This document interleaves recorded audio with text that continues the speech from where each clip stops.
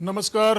वंदे मातरम दोस्तों इन 4-5 सालों से पता नहीं हमारे युवा जिन लोगों व अपसंस्कृति के प्रभाव में आकर चकाचौंध की कृत्रिम दुनिया में खोते जा रहे हैं, उसमें सबसे ज्यादा असर पड़ा है सोशल मीडिया नेटवर्किंग का। जिन भाइयों को पढ़ाई, कोचिंग, भर्ती, कंपटीशन पर फोकस करना चाहिए, वे फेसबुक पर नई नई स्टोरी लगाने, व्हाट्सएप पर स्टेटस लगाने, नए लुक में अपडेट होने, हरियाणवी लहजे में डॉन बनने, साथियों का एक ग्रुप बनाकर गैंगस्टर टाइप छवि बनाने, तेज स्पीड में बाइक चलाने, मुर्गे जैसी कटिंग और बकरे सी ढाडी रखने, सारा दिन लूडो खेलने, होटल मिडवे पर जाकर बर्थडे सेलिब्रेशन और रोड किनारे बैठकर बियर पीने, शराब ठेकों पर झगड़ा करने, अपने पथभ्रष्ट साथियों के साथ मिलकर हथियारों के साथ फोटो अपडेट करने, बुलेट, गेटवे, स्कॉर्पियो और कैंपर के साथ स्टंट करने, अपने आप को पॉलिटिकल किंग मेकर समझने, उधारी के पैसों से गांजा, चरस, स्मेक और अफीम, डोडा, दारू पीने, सिगरेट फूंकने, हथियार लहराने का शौक रखने, हरियाणवी भाषा में बात करने के प्रति ज्यादा झुकते हुए दिखाई दे रहे हैं। और इनमें से अधिकांशतः ग्रामीण पृष्ठभूमि के निम्न मध्यम वर्गीय किसान परिवारों के बच्चे हैं, जिनसे उनके परिजन उज्जवल भविष्य की उम्मीद रख रहे हैं। परंतु ये मुर्गा कटिंग वाले डीजे के डांसर अलग ही दुनिया में जा रहे हैं। यदि उनके परिवार वालों ने समय रहते इनको नहीं रोका तो इनका भविष्य अंधकार में हो जाएगा। ये दिग्भ्रमित लोग सीधे सरकार से टकराने की बात करते हैं, पुलिस से हमेशा अपने को सुपर समझते हैं। यदि इसी तरह नशे में चूर रहे और समय रहते परिवारजनों तथा समाज के प्रबुद्ध जनों ने ध्यान नहीं दिया तो इसका परिणाम बहुत बुरा होगा। दरअसल वैसे ये कल्चर कमोबेश हर क्षेत्र में बढ़ती जा रही है और इसके पीछे जो लुभावनी चीज है वह है चमक दमक, अपने आप को सुपर बताने और दिखाने का आकर्षण। हरियाणा, पंजाब जैसे संपन्न प्रदेश के युवा अगर कुछ कर रहे हैं तो वो ऑलरेडी संपन्न है। हालांकि इन प्रदेशों में भी बहुत से युवा अपराध के अंधकार भरे रास्तों की ओर जाने अनजाने बढ़ रहे हैं। संपन्न होने के बावजूद भी इन इलाकों में भी नैतिक सांस्कृतिक गिरावट की बातें सुनने में आ रही है।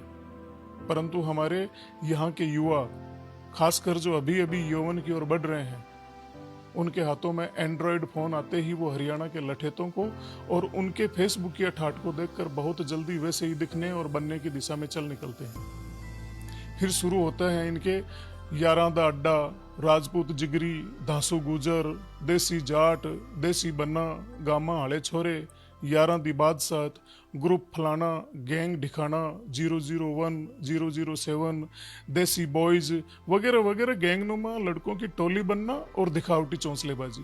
काम के नाम पर माफिया लोगों के साथ सेल्समैनी, टोल प्लाजा पर काम, रॉयल्टी नाकों पर काम, जिनमें 5-7 हजार से ज्यादा कुछ मिलता नहीं, पर वहां फोगट की दारू और रोटियां मिल जाना, ये इनके लिए सबसे ज्यादा जरूरी है। और चकाचौंध की दुनिया, डोडा पोस्ट, अफीम तस्करों के प्यादे बनना जो सारा कैरियर बिगाड़ के रखती जा रही है। दूसरा कारण, लोकल राजनीति भी इस खेल में बहुत ज्यादा जिम्मेदार है। आजकल के चुनावी सीजन में हर नेता को इन फेसबुक या युवाओं की टीम चाहिए जो 5-7 गाड़ियों में भरकर जिंदाबाद जिंदाबाद के नारे लगाते रहें। इसके बदले हर रात उन्हें चुनाव के दौरान फ्री की शराब और खाने पीने की सुविधा मिल जाती है। ऐसे माहौल में ये नासमझ उन नेताओं को अपना गॉडफादर समझने लग जाते हैं और नेताजी का भविष्य तो सुरक्षित हो जाता है, पर इनका खुद का भविष्य चौपट हो जाता है। तीसरी बात यहां आती है, वो है परिवार व समाज की अनदेखी और निष्क्रियता। आज समाज और परिवारों में इतना विखंडन बढ़ गया कि अगर पता भी चल जाता है कि कोई गलत दिशा में जा रहा है तो भी हम कोई कदम नहीं उठा पाते। इसका एक कारण बुरा बनने से बचने की भावना भी है। पहले गांव में कोई बदमाशी करता तो उसे गांव के दूसरे लोग ही टोक देते थे, पर अब कोई किसी को नहीं टोकता, और टोके भी कैसे, बेचारे की उसी की बेइज्जती कर देते हैं। परिवार वालों की सुनते नहीं, ऐसे में कोई भी कुएं में पड़े और भाड़ में जाए की मनोवृत्ति धीरे धीरे जड़ें मजबूत करती जा रही है। इस प्रकार के भटके जीव हो जाते हैं अविवेकी और कुंठित। गुस्सा इनके नाक पर, कोई कुछ बोल दे तो मरने मारने को तैयार, शौक पूरे करने के लिए हर हद तक ये जाने को तैयार हो जाते हैं। बढ़ते नशे के प्रचलन, अवैध हथियारों के शौक, इश्कबाजी और गैंग्स प्रवृत्ति ने बहुत से युवाओं को बर्बादी की ओर धकेल दिया है। अपराध संबंधी घटनाएं दिनों दिन बढ़ती जा रही है। आने वाले समय में ऐसी घटनाओं की पुनरावृत्ति बार बार हो सकती है, ये संदेह है। अभी समय है हमारे पास कि हम सचेत और जागरूक होकर इस बर्बादी के रास्ते पर अंकुश लगा सकें। इसके लिए समाज के सभी जिम्मेदार नागरिकों को, हर पार्टी दल के राजनीतिक व्यक्तियों को, प्रबुद्ध जनों को, प्रशासन को, सबको जागरूक होकर उचित कदम उठाने ही होंगे। नहीं तो हमारा युवा वर्ग नकारात्मक मार्ग पर इतना आगे बढ़ जाएगा कि पछतावे के अलावा किसी के पास कुछ नहीं होगा। समाज के प्रत्येक जागरूक व संजीदा साथियों से मेरा विशेष आग्रह है कि शहर, गांव और ढाणी ढाणी तक जन जागृति अभियान चलाएं और यदि इस तरह का कोई भटका युवा साथी आपको मिल जाता है तो उसको किसी भी कीमत पर पुनः सामाजिक सरोकारों से जोड़ दीजिए।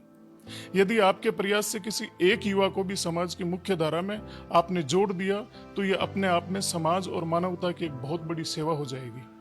आखिर में एक बात जिसे आपको जरूर जानना चाहिए दोस्तों, देश और प्रदेश में हम सब जातियों में बंटे हुए हैं और हर जाति का अपना एक संगठन है और हर संगठन में फॉर्च्यूनर और स्कॉर्पियो वाले नेता भी हैं जो अमूमन हर अनवांटेड जगहों पर दिख जाते हैं। ये पंचायत से लेकर प्रदेश स्तर तक आपकी जाति और समाज की एक अलग तरीके की मीटिंग का आयोजन कर चुके होते हैं।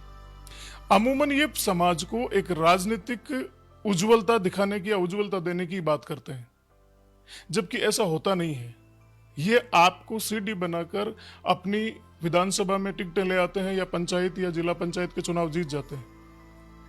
लेकिन क्या आपने कभी ये सोचा है कि इन्होंने कभी भी किसी भी समाज के युवाओं को, जो भटके हुए युवा है, उनको वापस सही मार्ग पर लाने के लिए कभी आंदोलन किया हो या कभी समाज के प्रबुद्ध लोगों को एक जगह किया हो? आप उनसे सवाल पूछिए।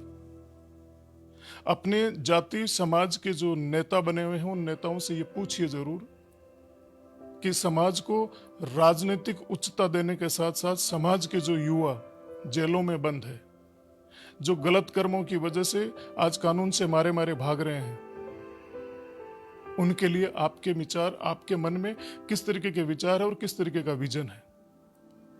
देश का युवा, हर जाति का युवा इस देश के लिए संपत्ति है।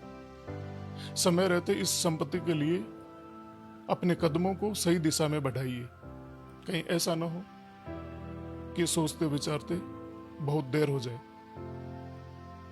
आप सोचिए जरूर और अपने अपने नेता से पूछिए जरूर।